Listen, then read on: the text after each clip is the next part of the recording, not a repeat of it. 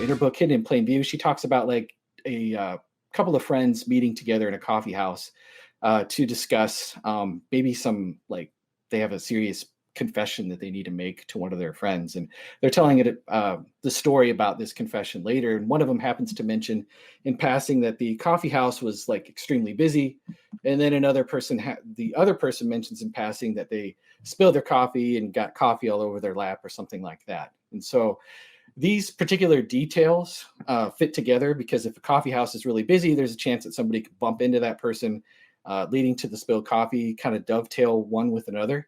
And it looks more like something that's better explained as if they're telling the truth about what was their conversation was about, versus, them just kind of making up some sort of like story or lying or something like that.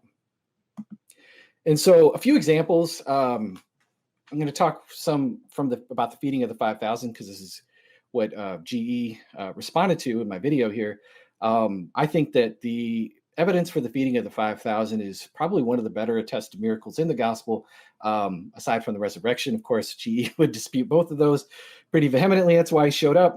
My prayers did not work. He showed up. He did not convert before this happened.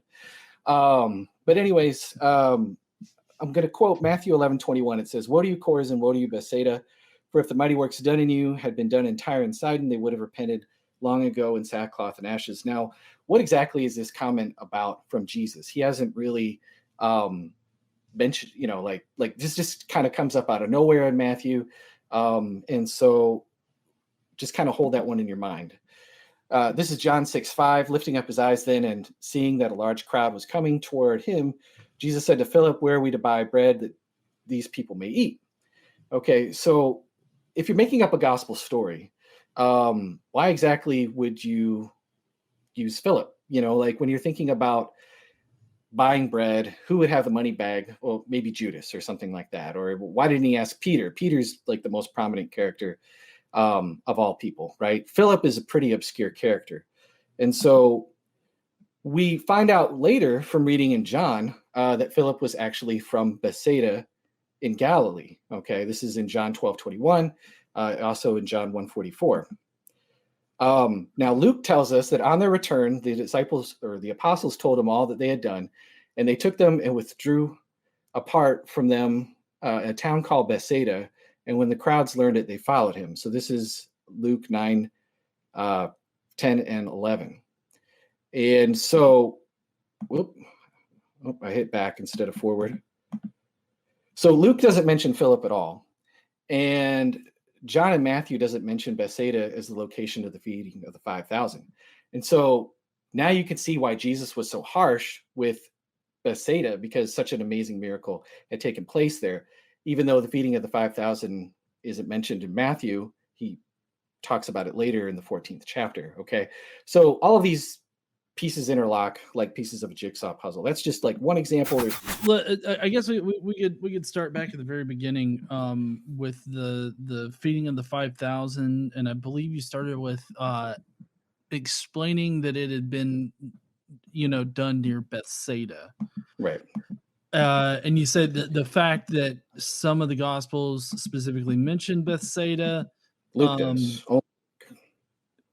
Well, if I'm not mistaken, Mark does as well. Does it not? I don't think so. No, I can look it up real quick though. Keep talking. I'm looking it up while we speak.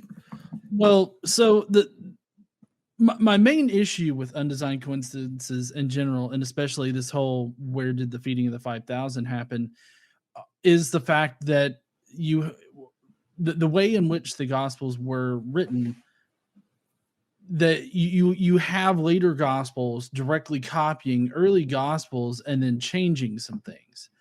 And so my issue lies in determining when are they referencing eyewitness accounts versus just copying or redacting rather and making stuff up.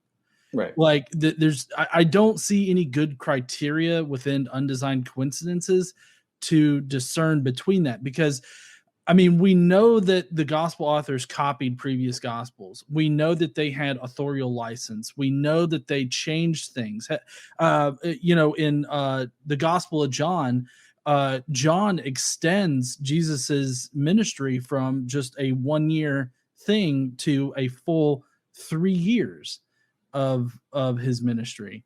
And so it seems to me like, as you look at the Gospels, how we know that or the timeline in which we know that they were written, it makes a lot of sense that by the time that you get to these supposed coincidences, as you say, it seems like the authors would have known what the previous authors wrote, and they worked that into like what they were writing. Like they're just simply writing for the audience that they're speaking to. And so like this audience that they're speaking to knows that that at least one of these well, as far as Mark goes, there's 2 feeding of a lot of people, and I think only one of them's 5,000, but it happens near Bethsaida. And then you have Matthew and Luke, and then subsequently John, who all have this taking place at Bethsaida in one way or another. And so it seems to me like it was established early on, and then working through it, it seems like the authors just sort of stuck with that one thing, but they mention it in different ways. Yeah, well, it is only Luke who mentions where the feeding of the 5,000 was in Bethsaida. If you can find like a reference, I definitely don't see one. And I think you said a couple of things here that I want to maybe kind of help you understand. Is that the first one, I think, is probably the one that is most important, and the one that keeps bringing up over and over and over again. When you talk about undesigned coincidences, people are just like, well, whoa, don't you understand? You know, we have the synoptic problem, and obviously that Mark came first, and then Matthew and Luke copied Mark, and then they had some of their own material that was original. Maybe they got it from a hypothetical document like Q or something else like that.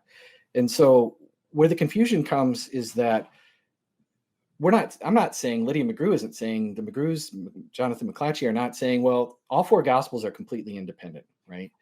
That would be like a huge straw man. In Hidden Plain View, Lydia McGrew is very specific in addressing the synoptic problem. She talks about it in her other books. She has a video titled What I Think About the Synoptic Problem that people can go and check out. Just Google or search it in YouTube. It'll come right up. And so that's not what we're saying. That's like some kind of hyper fundamentalism weirdness going on there. But we're also not saying that they're totally dependent, in the sense that like that everything came from Mark and then maybe this other source Q, and then John is just doing some weird stuff way over here in left field. Okay, I think that's a mistake too. I think it's like a false dilemma. The Gospels could be partially dependent and partially independent, and where they diverge. And so from Mark, for example. And so it doesn't mean that just because that they're saying something different, that, well, they must be inventing that, or they must be just making something up for some literary purpose, some theological purpose, some embellishment purpose, just because they're taking a story that is in Mark's gospel and now they're adding some different phrases of their own.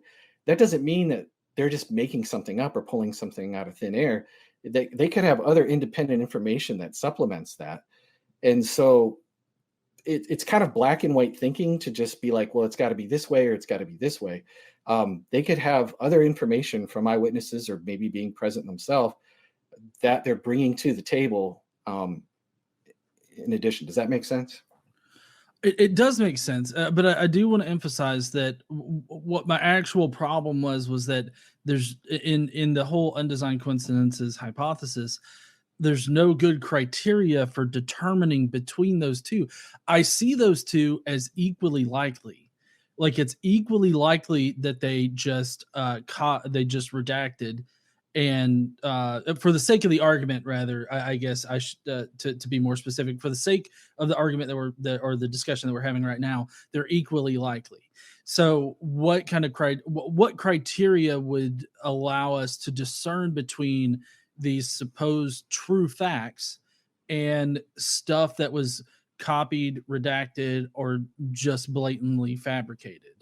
How would we know between those? But also, I do want to point out that Mark does place the feeding of the 5,000 at Bethsaida. On Mark 6, verse 45, it says, immediately, and this is immediately after the feeding, Jesus made his disciples get in the boat and go on ahead of him to Bethsaida, where he dismissed the crowd, while he dismissed the crowd. If So any, it's definitely connected to Bethsaida, mm-hmm. and it's the perception here is that it's at least close enough to Bethsaida for Jesus to be like, hey, go to this close town, kind of thing. If anything, people bring that one up as actually a contradiction and confirmatory of what I'm saying. Now, there are ways around that. I think it's actually a reconcilable variation. I will refer people to Jonathan McClatchy's article regarding the feeding of the 5,000. Just Google Jonathan McClatchy feeding of the 5,000. He actually explains that, as well as I think Lydia McGrew has a blog post on that. But actually, people use that to say that it's a contradiction. Now, I could just say that Mark necessarily wasn't an eyewitness, and maybe he made a mistake there. That would probably be a problem for inerrancy, but that wouldn't necessarily be a problem for the argument from undesigned coincidences.